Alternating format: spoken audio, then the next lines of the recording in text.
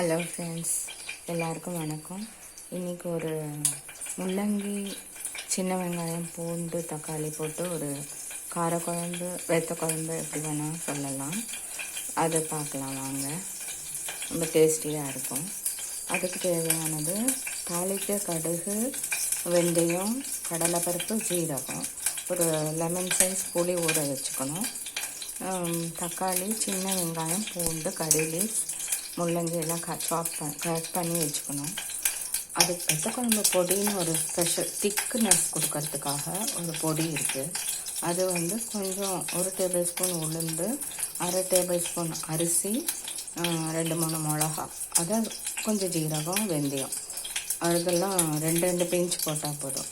அதெல்லாம் வறுத்து வச்சுருக்கேன். அப்புறம் தேவையான உப்பு, மஞ்சள் பொடி, சாம்பார் பொடி 1 டேபிள் ஸ்பூன். நல்லெண்ணெயில் தான் பண்ணணும். நல்லெண்ணெயில் பண்ண எதில் வேணாலும் பண்ணலாம்.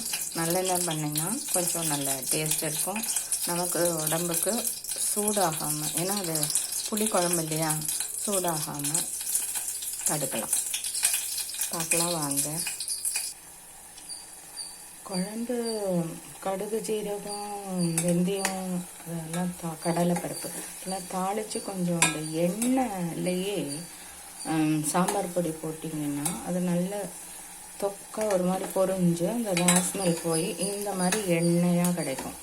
எண்ணெயிலே சாம்பார் பொடியும் போட்டு வதக்கிட்டு அப்புறம் இந்த காயெல்லாம் போடணும். இந்த மாதிரி கன்சிஸ்டன்சி கிரேவியாக கிடைக்கும். அதுக்கப்புறம் தக்காளி போடணும்.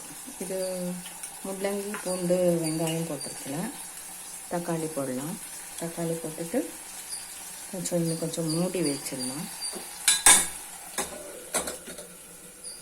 அது கொஞ்சம் ஸ்டீம்லேயே வேகும். வெந்த அப்புறம் இந்த உப்பு, மஞ்சள் பொடியும் போட்டுடலாம்.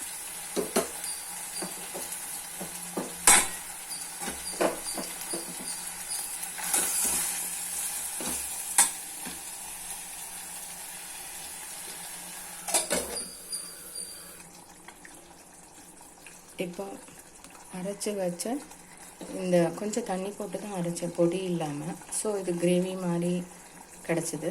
அதை ஊற்றிடணும். பொடி தண்ணி இன்னும் ஊற்றலை, அதையும் ஊற்றிடலாம். 5 நிமிஷம் கொதிச்சுட்டா நம்ம வெத்த குழம்பு ரெடி.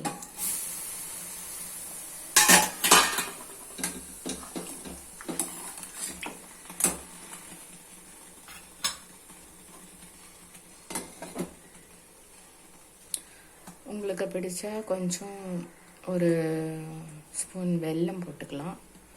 அது கொஞ்சம் ஸ்வீட்டாக நல்லாயிருக்கும். பிடிக்காதவங்க வேண்டாம்.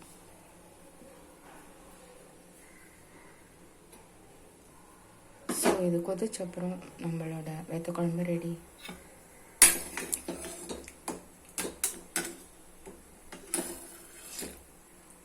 கொஞ்சம் டைட் ஆகணும். நம்ம அந்த கரைச்சி விட்டு போட்டோம்ல, அது டைட் ஆகட்டும்.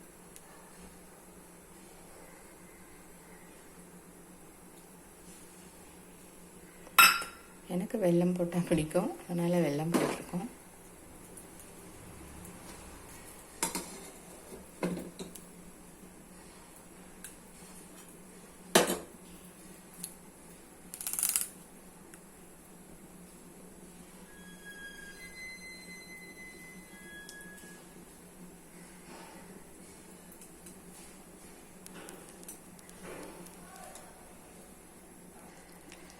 ஸோ கம வெத்த குழம்பு ரெடி. பெருங்காயம் கொஞ்சம் போட்டுட்டு கறி லீவ்ஸ் கொஞ்சம் கசக்கி போட்டுட்டா வெத்த குழம்பு ரெடி.